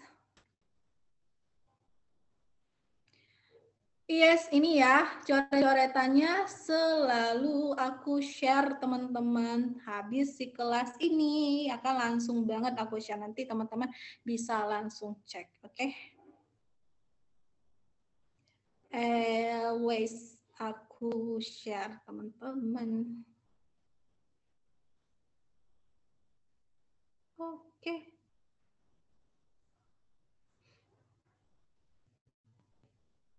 Oke, gitu deh. Clear ya teman-teman untuk hari ini. Kalau nggak ada pertanyaan lagi, aku tutup kelas hari ini karena berhubung nanti kita akan kelas sejarah lagi bareng Kak Ima. So thank you udah join di kelas aku hari ini. Good luck teman-teman dan sampai jumpa pertemuan selanjutnya. Anyway, selamat lebaran ya. Bye-bye.